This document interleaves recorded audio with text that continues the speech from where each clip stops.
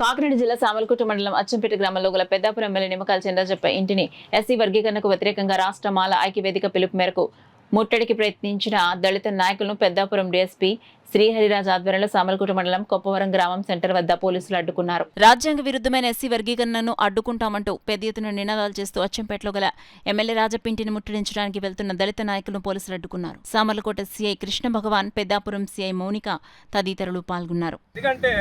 Article 341 ఒక వర్గాన్ని కానీ ఒక కుల సమూహాన్ని కానీ అందులో చేర్చడానికి కానీ తొలగించడానికి కానీ వీలుంది, కానీ విడదీయడానికి వీలు లేదని చెప్పేసి మరి ముక్తగండంతో రాజ్యాంగం చెప్తూ ఉంటుంటే మీరు ఇదే సుప్రీంకోర్టు, ఇదే జాతీయ కమిషన్ 2004లో ఒకసారి మా వల్ల కాదు, మా చేతుల్లో లేదని చెప్పేశారు. అంటే రాజ్యాంగం ఒక్కో బెంచ్కి ఒక్కొక్క న్యాయం ఉంటుందని చెప్పేసి సందర్భంగా నేను అడుగుతా ఉన్నాను.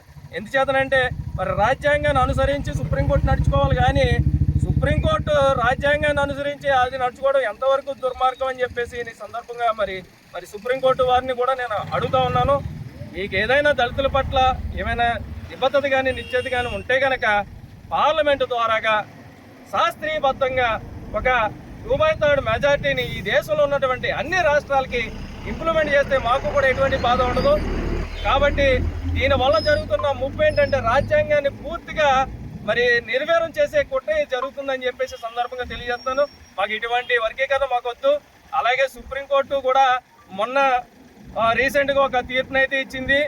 రాష్ట్ర ప్రభుత్వాలకు కానీ ఎటువంటి అధికారాలు లేకుండా మరి తీర్పునైతే ఇవ్వడం జరిగింది. గత బెంచ్ ఏమో 7గురితో కూడిన ధర్మాసనం ఒక తీర్పు చెప్తుంటే 8 మందితో కూడిన ధర్మాసనం ఇంకో తీర్పు చెప్పడం చాలా విచారకరమైన దుస్థితి. ఈ దేశంలో ఏం జరుగుతుందో ప్రజలంతా కూడా గమనిస్తూ ఉన్నారు.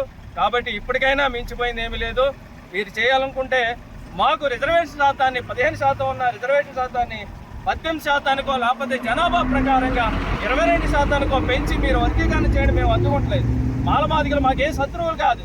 మేమందరం ఐక్యతగానే ఉన్నాం. ఐక్యతగానే జనవరి 11వ తారీఖున వచ్చినటువంటి 2011 వచ్చినటువంటి SC/ST అట్రాసిటీ చట్టాన్ని నెరవేర్పిస్తూ సుప్రీంకోర్టు ఇచ్చిన తీర్పుని ఏ విధంగా అయితే అడ్డుకున్నామో దీన్ని కూడా ఆ విధంగానే అడ్డుకుంటామని చెప్పేసి ఈ సందర్భంగా తెలియజేస్తూ